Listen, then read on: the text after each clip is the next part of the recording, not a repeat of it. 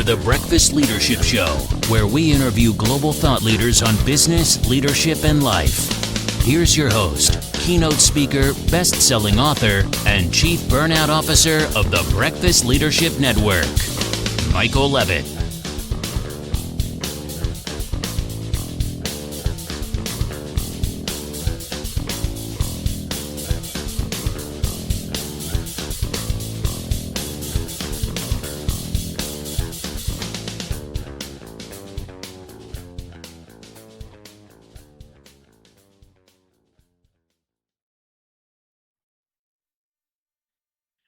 Welcome back. I've got Doug Noll online. Doug, how are you? Hey, Michael, I am fantastic. How are you today? I am really, really good. Really looking forward to our chat because you do some things that kind of turns our beliefs kind of upside down, and that's a good thing. So why don't you share a little bit about you, and then we'll jump into the conversation. Sure. So basically what I do, and for your audience that are listening and deciding whether or not they want to listen to me or not, is imagine being able to prevent any fight or argument of any kind from escalating out of control in less than 90 seconds.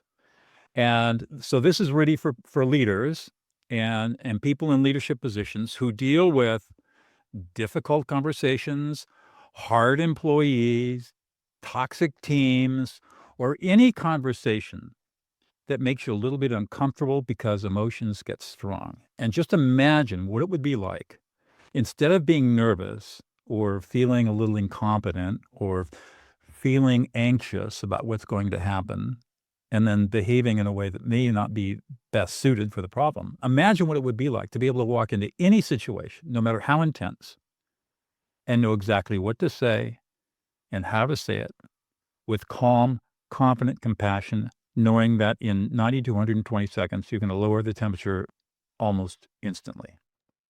Pretty cool, huh?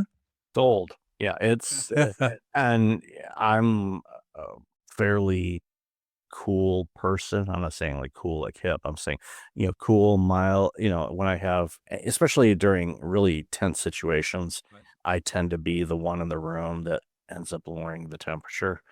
There you go. Both figuratively and literally. If there's a thermostat in there, I'm probably going to turn the temperature down because I run warm. But I think it's important. And I know you've noticed this, over the last few years. It definitely seems like people's fuses keep getting shorter and shorter, and they'll have full-blown arguments in a grocery store over, Right. I was in line first, or, what we saw recently in sports, the woman that grabbed the baseball back from the kid, kind of situation. She definitely seemed angry. And it's like, it's a baseball. But not knowing what's going on in that individual's life, my hunch is there's some things going on that she's carrying around, and it kind of unleashed it on that. But I would love to hear more on this premise, because usually everybody goes, okay, active listening, seek to understand, and make sure you say, pay attention, focus, put down the distractions, Right. don't look at your eye binky, just focus on the person. But None of that works. Michael, none of that works. It never has, it never will. Active listening does not work. Nonviolent communication does not work. Taking 10 deep breaths does not work. None of it works. It never has, it never will. It's all BS. It's all based on pseudopsychology going back to the 1950s. It started with a psychologist by the name of Thomas Gordon, who actually was accurate in what he was teaching. But all the people that followed him completely misconstrued what he was saying. And that's how we got into this passive voice, active listening. What I think you're feeling is X BS that we all know doesn't work. It just doesn't work. And yet we're still taught this stuff, and we're told to do it. And when we do it, all it does is make stuff worse. I mean, how do you feel when somebody says, "Oh, Michael, I sense that you're really angry about this"? What does that do to you? Well, depending, I'm Gen X, so I'm gonna have a sarcastic response to that, Exactly. which then all of a sudden just, oh, there's Blow it up. there's a little bit of fire here. It Well, blows it up. here's this. Let's see. I'm just going to toss this open container of gasoline over towards the fire and see what happens. Yeah. Boom. Exactly. And then you're like, okay, here we go. Exactly. All right. Go ahead. Yeah, I was going to say, so let's talk about what really works. And what really works is something that's counterintuitive and it's counternormative. Most people, when they first hear about this, think there is no way this is going to work. In fact, everything in my brain tells me this is not going to work. It's just going to make it worse. But the truth is, it's just the opposite. We've got brain scanning studies that show what happens when you engage in this process. And the process is called affect labeling, AFFECT LABELING, affect labeling. Basically, it means emotional validation. And what you're going to do is a 3-step process. Somebody's really upset, or you're going to move into a difficult conversation, or you're going to walk into a team meeting where people are really escalated, and you've got to manage that intensity. The very first thing you're going to do is ignore everything that everybody's saying. Completely ignore their words. And you learn to do that by simply quieting your mind and treating it all as white noise. And you only have to do this for 120 seconds. So you're not going to miss anything that's important. And we've all heard the angry words before. So, I mean, we can afford to not listen for 90 to 120 seconds. Then the second thing we're going to do is we're just going to quiet down, quiet our minds, and just absorb what's going on in the room.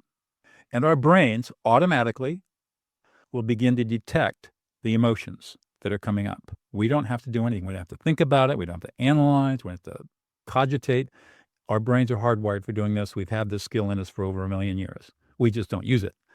But now you use it. You just go quiet and just kind of like I'm doing right now. You just sort of watch and keep your mind empty and blank, and emotions will start coming up. And then the third step, and this is where the secret sauce is you're going to start labeling the emotions with a you statement. Michael, man, you were really pissed off. You're frustrated. You feel completely disrespected. Nobody's listening to you. You feel completely unappreciated and unsupported. And you're really worried and concerned. I'm going to tell you exactly what you're feeling using a you statement. I'm not going to go into that passive voice. What I think you're feeling is X. Or it seems like. I'm not going to ask questions. Gee, Michael, are you angry? I'm not going to do any of that. All I'm going to do is directly tell you what you're feeling. And here's what happens. When I label your emotion, there's a part of your brain called the right ventrolateral prefrontal cortex. And when I tell you exactly what you're feeling, I'm activating that part of your brain. And then it sends signals into the center of your brain, into the limbic system, to your amygdala, and basically downshifts your amygdala and all your negative emotional centers, downshifts them into a calm state. It happens every single time in every single human brain. And that's why it's so incredible. So ignore the words, read the emotions, validate those emotions with a simple you statement. You are.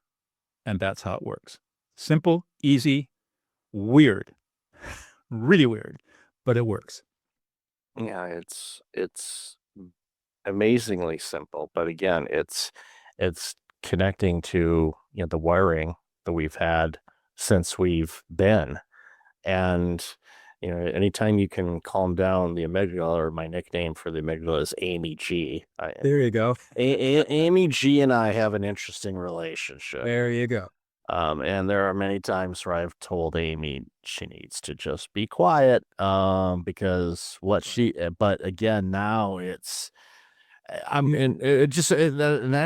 just brought up a question.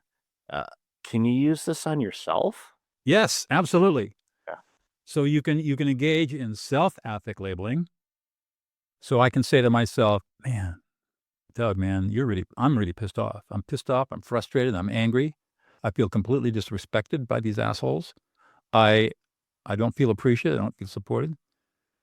And I'm really upset and unhappy and stressed. Boom. I immediately calm myself down. It's that fast. 90 seconds.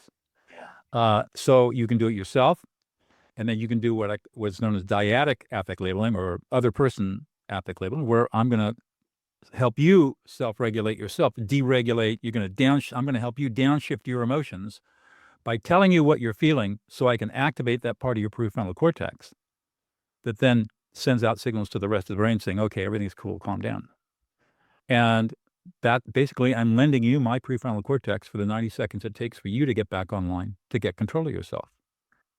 And I have taught this just as I've been doing this for a long time, but I spent 10 years from 2010 to 2020 working in maximum security prisons here in California and also in Connecticut, training people serving life sentences without possibility of parole how to stop prison violence. And the first skill we taught them was how to do this. And once they got it took them a couple of weeks of practice to get it, but once they got it, everything changed. And today, of that, though I don't know, 10,000 people I probably trained over that period, 800 of our lifers who've graduated from our program have been released on parole in California. Not one of them has reoffended. And that's such a beautiful result of what you do, because in many situations, for those that are incarcerated, especially life sentences, and they get parole when they went in, I don't think anyone would have guessed that they would have ever seen outside of those right. walls. But it shows two things, more than that. But one, that that they were willing and open to try something, because prisons can be really violent. I used to have a neighbor many, many years ago, actually husband and wife, both worked at a state prison, and they were pretty big and strong, but it was still, there's always a bigger fish in the sea kind of thing. So the big dude, and all of a sudden he's explaining to me one of the inmates that he had a tussle with, and he's explaining to him, like, were you in a wrestling ring? Was his name Andre the Giant or anything like that? Because it sounds like that's who you were wrestling. It's like, that, how'd that go? But again, I think they would have benefited from that, because the people that get incarcerated, they make a mistake in life, whatever it happens to be, and sometimes those mistakes were caused by a life filled of anger, misunderstanding, all the things that your exercise helps them create. It's one of those things where I think about education, and not to point fingers at the education system, but we can, I guess.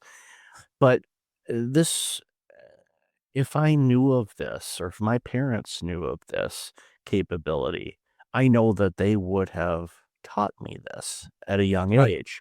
And I think back to the generations of my family, especially on my dad's side. Mom's side, not so much, but dad's side in particular, a lot of angry men. And, That's right. one of my favorite movies is 12 Angry Men, Right. which is just, I just love how that movie goes, but I haven't watched it in a long time. I'm going to watch it this weekend. But that just kind of carries through, and it's Generation to generation. oh yeah, children see and they mimic, they're like, Well, okay, that's right. this is We how I'm don't- supposed to behave. Murderers are not born. Murderers are bred. So everybody that's listening right now, imagine, okay, so you're leaders and you're entrepreneurs and you've got businesses that you're running in large and small, but you're working with people. Now think about your personal life. Maybe you've got kids, maybe you've got a partner. What would it be like to never have a fight or argument again with the child? What would it be like to never have a fight or argument again with your partner? To be able to take any situation, any recurring argument that always comes up, that always gets everybody crazy and blown sideways, and never have that argument again. That's the promise of this skill, and it delivers. That's why it's so amazing. Parents that use these skills on their children, starting at around 3 or 4, discover, and the research shows this, that by 12 years old, those children have the emotional maturity of a typical 21-year-old. They're 2 grade levels ahead in school from their peers, and they are universally liked by everybody because they have that emotional maturity and emotional competence that most other kids don't get because they aren't taught these skills or given these skills as small children. It's incredibly powerful. When I think about, obviously relationships, we know the stats around marriages and, of course, crime, all the things we struggle with, even, and I avoid politics on the show as much as I possibly can, but We can't avoid it. It's inundating us. It literally, you even in, sports and everything else, it's like, and sports for a lot of people are an escape, which Right. I appreciate that, but I'm more of if I watch a sporting event is because I enjoy watching people that are at the top of their game compete. Because it's one of those celebratory type of things. It's like they've done so much to do this. I'm going to give them my valuable time to watch, to celebrate their craft, whatever it Right. happens. And it could be the same for watching a television show or a movie, Sure. like all the time and effort and all of that stuff. But with the arguments and the discord that we see in the world and have for a very long time, and it just seems to be getting more and more polarized with the ease of social media, keyboard warriors, basically. Someone You're right. go in and just slam somebody that they've never met in their life, and That's just, right. Here's what's going on. The reason that there is so much anger and hatred is because we don't know how to listen to each other. People, when people engage in arguments and fights and anger, it's because they have a deep unconscious need to be heard and validated. And the only way they know how to make that cry is through being really rude and angry and loud, with the idea that if I shout loud enough, maybe somebody will pay attention to me and validate me. On social media, I have a pretty big social media presence, and when people do stuff, say, snarky things to me, all I do is I just label their emotions in the comment. Oh, you're really upset. You're angry. You're frustrated. You don't feel heard, and they go away. And the studies show, again, other sets of studies shows that when you do that in texting or in other types of social media situations, all you do is label the emotion they're feeling when they're being angry or snarky. They calm down automatically, and it takes away. Imagine what it would be like if we just had 10 out of 100 people could do this skill, could listen to emotions and reflect them and help people calm down. How different our society would be today. And it's my mission to make that happen. Yeah, and that's one of the biggest reasons why I wanted you on the show, because I'm, you know, I'll label it myself. I'm upset on how people are behaving. I don't want people to hurt each other. That's right. It's why, because I don't want to be hurt, and Exactly. and So let me go ahead. I was going to say, let's talk for a second, since you brought it up. Let's talk about how do you have a calm conversation with a politically polarized? How do you sit down and really have a conversation with Uncle Charlie, who is just so radically different in his beliefs that you can barely stand to be in the same room with him? How do you do that? You do it this way. You're going to ask 4 questions. Question number 1: Hey, Uncle Charlie, tell me about all the life events that brought you to the beliefs that you have today. What happened in your life that helped you form the beliefs that you form today? And Charlie starts talking, and then I start labeling his emotions. Oh, so you were really frustrated, you were upset, angry, whatever it might be. And positive emotion too, and that made you really happy and excited. That's all you do. You don't try to argue back. You don't try to persuade anybody. All you do is just label what his emotional experience is. Then the next question is, so, Uncle Charlie, tell me, how do your beliefs help you today? How do they help you get through life? How do they help you navigate through life? And the same thing again, I'm going to listen, and I'm going to reflect his emotions, not his words. Third question: Charlie, what do you do when you run across people who have different beliefs than you do that you really disagree with? How do you handle that? And sometimes the snarky remark, of course, I get out, I'm not going to talk about that because we're in a really tense situation right now, but sometimes you get that snarky remark and somebody responds, I'll be violent. And so you just label that. So it's really upsetting, and you want to get rid of that upset. So you consider taking action. Notice that I'm not arguing. I'm not counter-arguing. I'm not trying to be heard myself. All I'm doing is listening. And then the last question is, so Uncle Charlie, how do you think our society should organize itself to account for all of these radically different opposing beliefs that float out everywhere? How should we be? How should we organize ourselves? And again, you label his emotion. What are his emotions? As he comes up, he's going to get very emotional about it. You just label them. And what you will discover, and everybody who's listening, what you will discover if you do this, if you ask these 4 questions and listen and not try to persuade or argue is that you will have far more in common with Uncle Charlie than you could ever possibly believe. And you only have some really pretty minor differences relative to everything that you have in common. And that's the kind of conversation we need to be having with people right now. So the 4 questions are, what are your life experiences that led you to the beliefs that you have today? Number 2, how do those beliefs serve you? How do they help you navigate your day-to-day life? Number 3, how do you deal with people who have different beliefs than you do? And number 4, how should our society be organized to accommodate all of these different beliefs? 4 simple questions that And would in change the that's right. world. It'll change the world. And remember, you're not here to be heard. You're not here to argue. You're not here to persuade. It doesn't matter whether Charlie's right or wrong. What matters is that you're taking the time to listen him into existence and validate his feelings, because those are real. And when you do that, you will find common ground. And from there, then, if you so choose, at that time or another time, you could, share your viewpoints on it. But If Charlie is willing to listen, that's the thing. It but takes that's 2 okay. He may not be. Yeah, but it at least from it diffuses the situation, where Absolutely. to the point where instead of avoiding going to Thanksgiving dinner because Uncle Charlie is there, you're going to go, you know what? I'm going to go because the last conversation I had with Uncle Charlie was this. And when we left, we hugged, and we hadn't done that since I was in That's right. 6th grade. And you'll That's see it right. again. And That's right. It becomes a self-affirming practice because it automatically calms everything down. And you have the confidence to know you can walk into any situation, whether it's Thanksgiving dinner or the boardroom, and use these skills to calm people down and make them feel heard, which makes them want to follow you as a leader. We talk about psychological safety. Amy Edmondson's work at Harvard. How do you create psychological safety? Listen other people into existence. It's it. That's all you do. You are angry. You're pissed off. You're frustrated. Just tell people what they're feeling. And in leadership, what I find is I coach leaders in this stuff.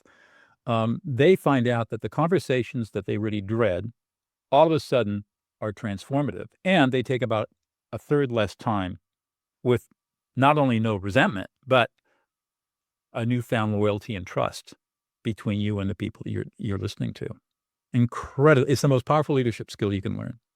Really amazing.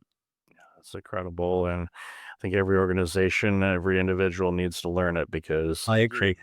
it'll change the world. So there's only 8 billion of us. So catch up. Let's go. Well, yeah. Well, that's going to turn around eventually, I guess.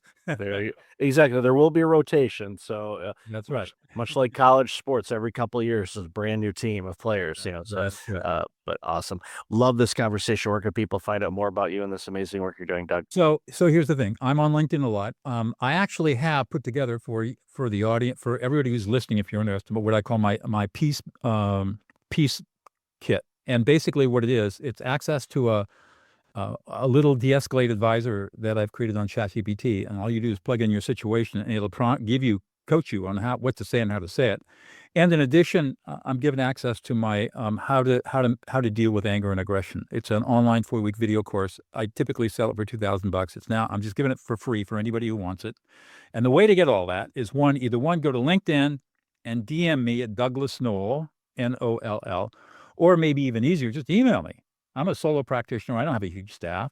You can just email me. I answer all my own emails, Doug, D-O-U-G, @DougNoll.com, and just put in breakfast 25 in the subject line so I know it came from you. And I'll reply right back with links to get access to all of this. And that's how you get started in this stuff. And then once you get started from there, if you want more stuff, then we can have a Zoom call and talk about what else might be of interest to you. I've got books and all kinds of stuff out there. And of course, coach and train and teach people how to do this. And my mission in life is to teach as many people as possible how to do this, and to teach other people how to teach other people to do this, so it spreads like wildfire. That's the goal. So DM me LinkedIn at Douglas Noll, put in the DM breakfast 25, or just send me a direct email, Doug@DougNoll.com, and that's how people can get in touch with me. And my website, of course, is DougNoll.com. I got a ton of resources on my website, so check it out. Definitely will. So thank you so much for that generous gift to the audience. And audience, please take this up. I know I tell people that all the time, but I really want you to do this because I want our world better. And I hopefully you do too. And if not, then we can have a conversation and I will practice what Doug has taught us today to figure out, oh, you're angry about this and everything. There you go. So, Perfect. the only way to get good at it is to do it. So That's right. And give Michael a 5-star review. always appreciate that. I'll tell you, give him a 5-star review. I gave him a 5-star review. He deserves it. He gets it. That's what he needs. Appreciate that. I So appreciate that. You don't have to listen to me, but go listen to him. Michael's doing an amazing job. Thank you so much, Doug. Appreciate it. And thank you again for your time today. Really enjoyed our welcome. conversation. Thank you. Thank you. Thanks for listening to the Breakfast Leadership Show, part of the Breakfast Leadership Network. Visit breakfastleadership.com for tips on empowering your business and your life.